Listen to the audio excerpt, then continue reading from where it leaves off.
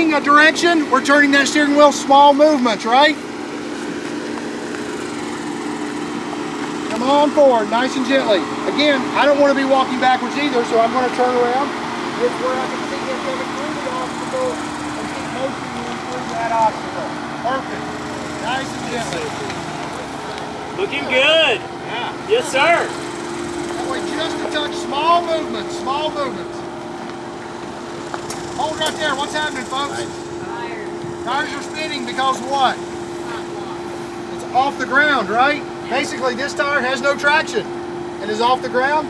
Right rear is completely off the ground by about 2 inches right now, right? Yeah.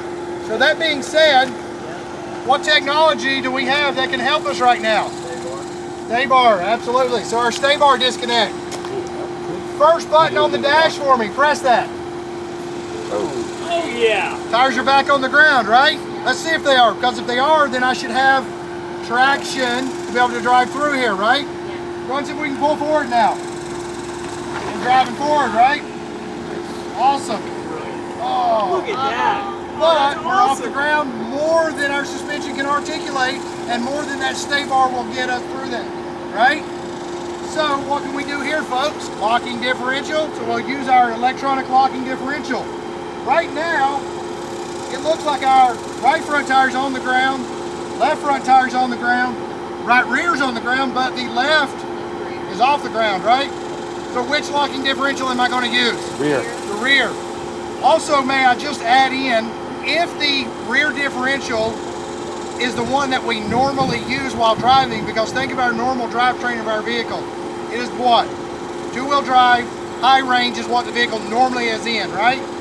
So what do you think Ford did to our rear differential then, since it's going to be used most of the time? It's a little bigger, a little beefier, and a little stronger than the front differential. Also, we have what back there? More room, so it can be bigger. Our front differential is what? It's slammed in beside the oil pan, the motor, all of our suspension, so it's a little bit smaller and more compact in there. Also, if we're using that front differential, what do we have to do? Steer. We can't steer because it's locked up, and we need to keep moving. We can't move through that obstacle. So go ahead and lock up the rear differential, third button, and ease forward for me. As soon as you punch it, as soon as you press that button and it is illuminated, it is engaged.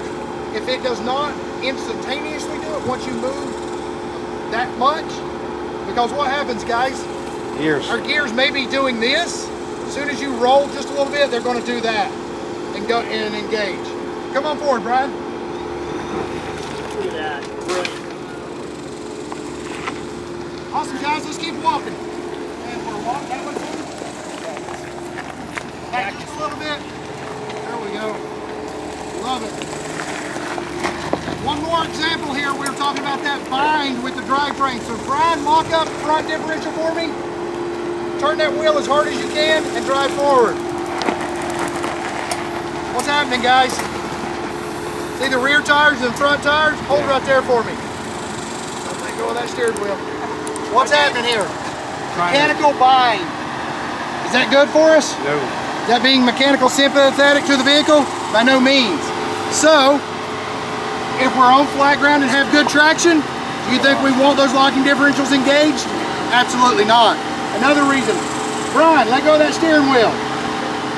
Did we see that, folks? That shows us what? The vehicle wants to drive straight when that locking differential is engaged. It does not want to turn. So we're forcing it to do something it doesn't want to do. So we don't want to do that if we can avoid it. All right, go ahead and turn off all three buttons. Hate to do it to you, but we're going to change drivers. All right, guys, so we're on a side tilt. Lorenzo, are you comfortable right now? No. I'm going to go off-road with Lorenzo. I do not want you comfortable. I don't want you being comfortable in the side tilt. What I want is for you to be a little aware. More senses are going to be heightened if we're a little afraid right there. So, how do we address this? If we're leaning over like that, what are we going to do? After I get done crying? Breathe. Absolutely. After you get done crying, breathe a little bit. We're also going to, if we're on a side tilt, whichever way we are leaning, we want to turn downhill.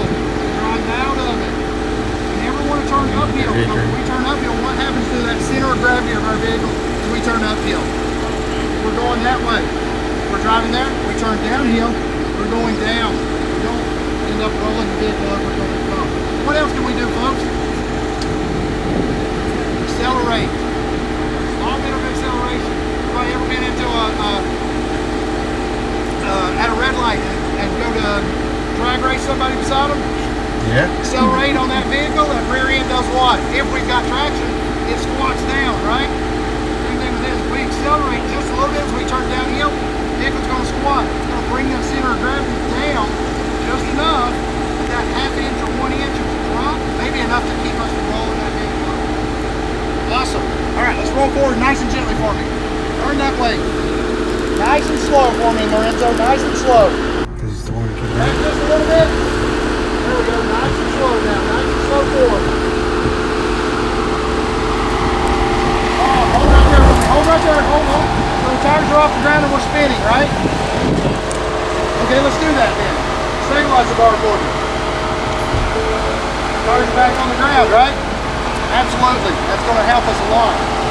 But what else did that do to our suspension? We actually dropped to the low side a little bit, didn't we? So if we're on a side tilt, do you think we would actually want to press that stabilizer button and release that suspension? Probably not, because that could be enough to cause the weight of the vehicle to roll over. So if we get in a side tilt, we either want that stabilizer locked or we want it disengaged, unlocked. So before we ever get to the side tilt. Make sense? Oh, so sorry, just to repeat that. Once you're all Once you're in, loaded, leave it alone. because that itself could. Absolutely. Think about having a load of, think about having a big cooler in the back of your vehicle, and all of a sudden that cooler slides downhill. That weight could pull you over, right? Absolutely. But what does that tell us about any load we have in our vehicle? We're going to have it racked and strapped down. Yeah. Absolutely. All right, Lorenzo, come on forward for me nice and gently here. All right, so it's still not enough. Still not enough, right? See how we're getting that buck and spin? That's not what we want. Lock up the front differential for me. Turn the wheel just a touch and drive forward. Nice and slow. Nice and slow, nice and slow. Stay with it, nice and steady. Hold right there for me, Lorenzo. That's a great photo. Hold right there. Wow. All right, so that's what we're looking for, folks. Hell yeah. Why? Woo! That's We need to awesome. learn that tipping point of the vehicle so that we can know where it's at. We want to be able to know where our vehicle can do that so that we don't just slam down in the obstacle as we go through there. Doesn't take a lot of pressure. All right, Lorenzo, come on forward. Straighten those tires out, come on up.